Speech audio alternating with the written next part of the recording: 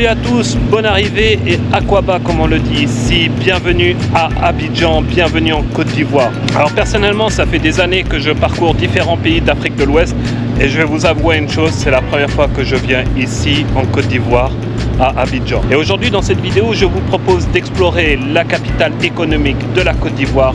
C'est parti!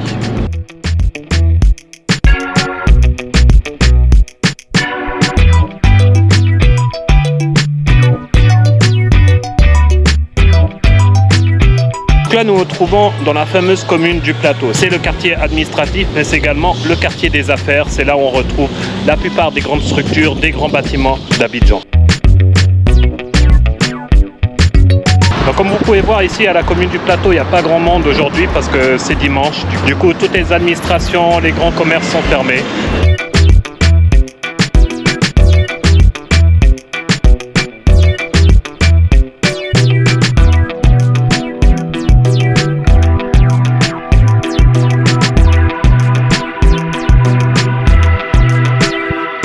Alors une des raisons pour laquelle il n'y a pas énormément de monde dans la rue, c'est qu'on est en avril, et c'est un des mois les plus chauds de l'année. Et c'est vrai qu'il fait extrêmement chaud. En tout cas, moi je suis en train de nager dans mon t-shirt là, c'est horrible.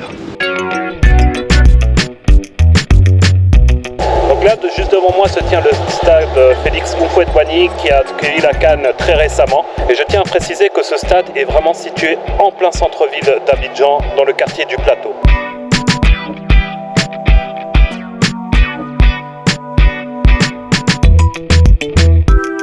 Donc un des symboles de ce dynamisme économique d'Abidjan, c'est bien sûr la fameuse tour F qui est actuellement toujours en cours de construction. Et normalement, à terme, elle devrait être l'une des plus grandes tours, voire la plus haute tour d'Afrique.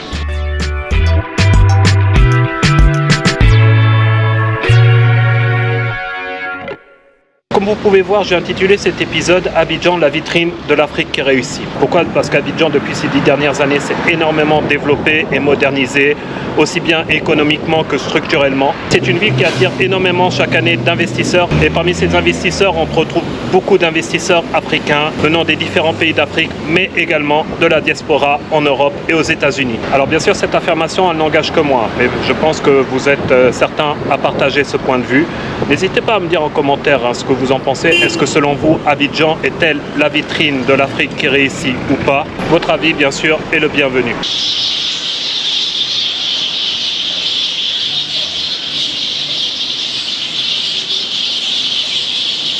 Donc là, ce que vous voyez juste là, c'est pas un essaim d'oiseau, c'est un essaim de chauve-souris, quoi. Et franchement, j'ai jamais vu autant de chauves-souris, surtout en ville.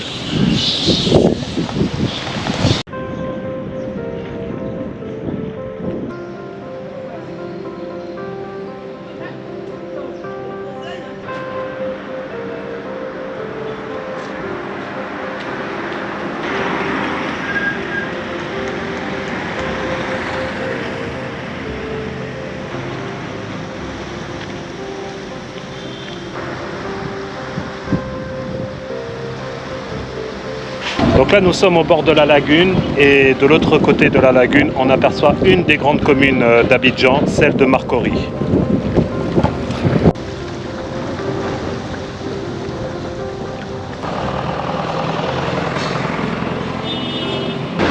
Et voilà, donc là depuis la commune du Plateau, j'ai profité de traverser la lagune pour arriver ici à Treichville. Treichville qui fait partie des grandes communes d'Abidjan et qui est notamment connue pour son grand marché.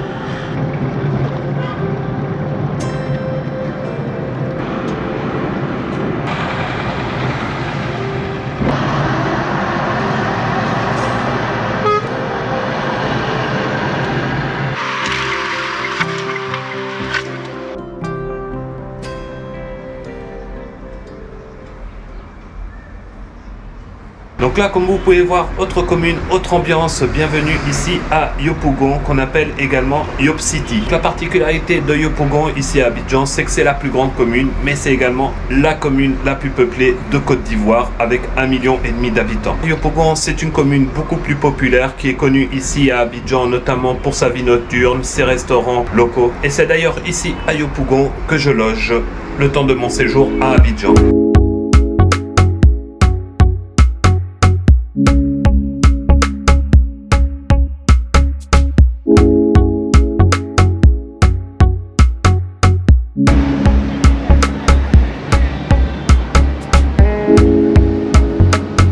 Ici à Yopougon, nous sommes devant un de ces nombreux centres commerciaux modernes qui ont ouvert depuis ces 10 dernières années à Abidjan. Donc là, nous sommes au centre commercial Cosmos de Yopougon.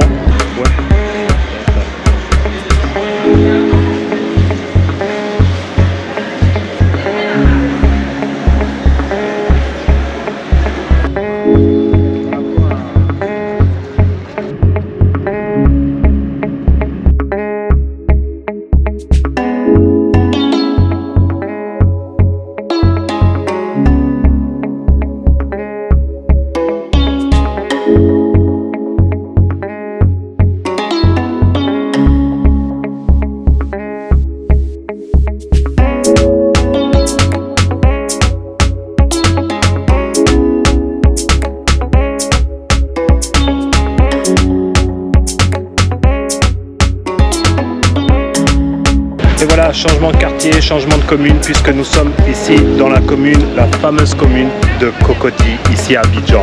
Donc Cocody, c'est connu ici à Abidjan comme étant le lieu de résidence d'une bonne partie de l'élite d'Abidjan et de la Côte d'Ivoire. D'ailleurs, c'est ici à Cocody où est située l'université Félix Houphouët-Boigny. Et c'est ici aussi que réside le président actuel de la Côte d'Ivoire, ainsi que ceux qui l'ont précédé.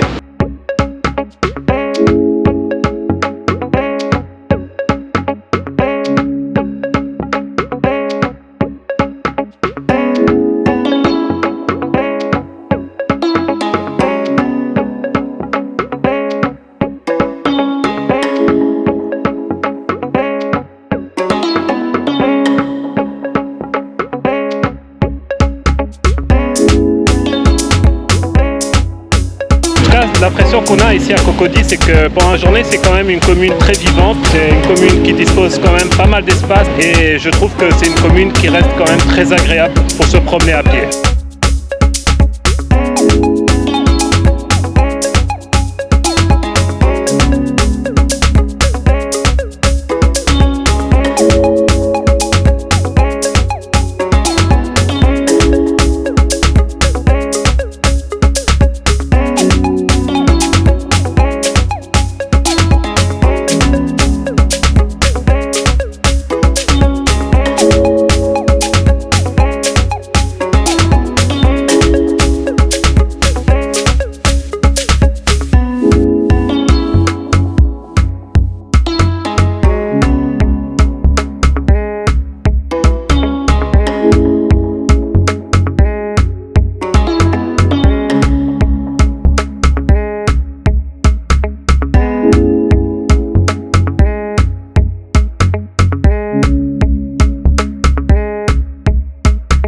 Et voilà, après la traversée du pont Ado depuis Cocody, me voici de retour ici à la commune du Plateau. En tout cas, moi qui ai voyagé dans pas mal de pays d'Afrique de l'Ouest, qui ai fait pas mal de grandes villes d'Afrique de l'Ouest, c'est vrai que Abidjan c'est différent, c'est beaucoup plus structuré, beaucoup plus développé et on sent que cette ville ambitionne de devenir un point incontournable ici sur le continent africain. Et là, comme vous pouvez voir, il est bientôt 5 heures, c'est l'heure de pointe, c'est l'heure des bouchons, la plupart des gens rentrent chez eux en voiture.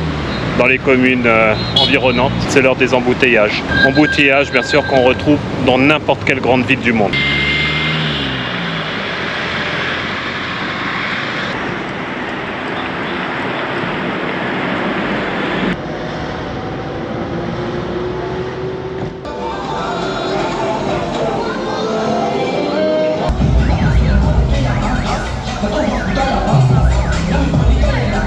Alors comme je loge ici à Yopougon, le soir je profite de dîner et de manger local. Et du coup je suis allé au restaurant OBV qui est situé à quelques pas de mon logement. Donc OBV c'est une chaîne de restaurants ici en Côte d'Ivoire. Et là je me suis commandé un demi-poulet braisé avec de la tchéké. Bref, je sens que je vais me régaler.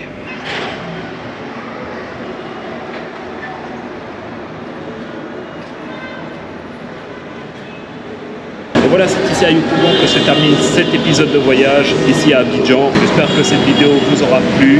Si c'est le cas, n'hésitez pas à me lâcher un petit pouce, à me laisser un commentaire ou même à vous abonner, ça me fera plaisir. En attendant, je vous dis à très bientôt pour un prochain épisode ici en Côte d'Ivoire. D'ici là, portez-vous bien et je vous dis à très bientôt. Bye.